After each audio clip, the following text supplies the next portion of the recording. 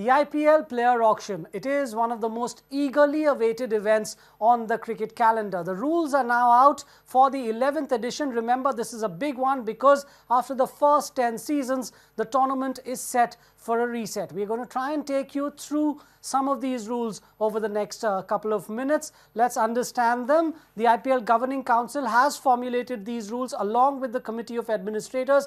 Here's the big picture. Franchises can secure up to 5 players. They can keep 5 players in-house, and they can do this by a combination of retention and the right to match card. How does a right to match card? I'm sure some of you are just racking your brains about getting your heads around it. Well, let me try and give you an example. Let's say Glenn Maxwell, who plays for the Kings 11 Punjab in the 2017 edition, is actually the highest bid for him is received from a team such as, say, the Chennai Super Kings or let's say the Delhi Daredevils.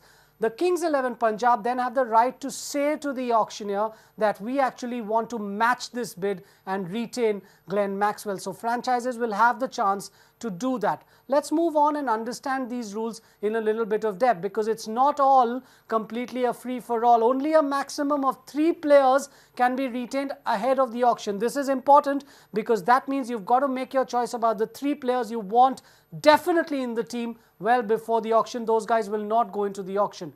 If a team decides that they don't want to retain any players, then at the auction they can only use the right to match card 3 times. So it's not like they can use it 5 times. Obviously, if a team has retained 3 players, that would mean that they have the right to 2 right to match cards. Let's understand this a little bit more because these auctions can be a bit complicated. A franchise can acquire a maximum of 3 Indian capped players. Now, the definition of a capped player is that he's played any kind of international cricket for India, Test, One Day or T20, and this can be through a combination of a retention and a right to match card. A maximum of 2 overseas and 2 uncapped Indian players are permitted. Again, I'm going to try and give you an example to understand this. Let's say the Mumbai Indians decide that before the auction they want to retain Rohit Sharma, Jasprit Bumrah and Hardik Pandya. That is their 3 Indian capped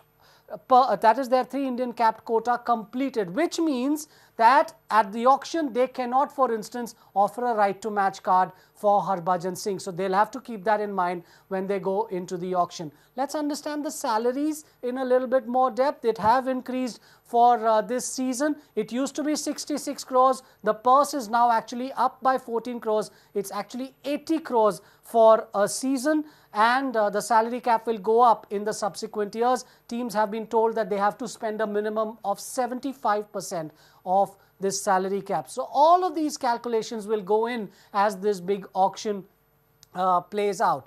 Let's see one other aspect of this which might interest you. Actually, this has got to do with the value of the purse and its subsequent reduction when you keep players in-house. It will come down if you retain 3 players per auction by 15, 11 and 7 crores. So that's a total of 33 crores. You will enter the auction if you've retained 3 players with 33 crores reduced from your 80 crores. So it will be 47 crores. It is a different math for if only 2 players are retained. It's 12.5 and 8.5 crore rupees respectively. So once again, teams that retain players will know that that is their value that they are giving them before the auction, and when they get into the auction they will come in with a reduced price. Now 2 new teams coming in for this season. Well, 2 old teams coming back in Chennai Super Kings and Rajasthan Royals. How will it work for them? It's on your screens again. Now, the Chennai Super Kings and the Rajasthan Royals can exercise the retention and the right to match card, but these players have to fulfill 2 criteria. They have to have played for them in 2015. That was the year when they were suspended, or after that have only played for Gujarat and Pune. So any players who were part of CSK or RR but went to other franchises, guys such as Chris Morris and Karun Nair, they cannot be retained or used by a right to or purchased by a right to match card by these 2 teams. And the final bit that you should know about is that a squad can have a maximum of 25 players. 8 of those can be overseas and at least have 18 players in their mix. Well, hopefully that's made it a little bit simpler for you to understand it, but it will be a manic day. It will be a huge auction whenever it takes place. We hear it's the end of January, but that date isn't confirmed yet.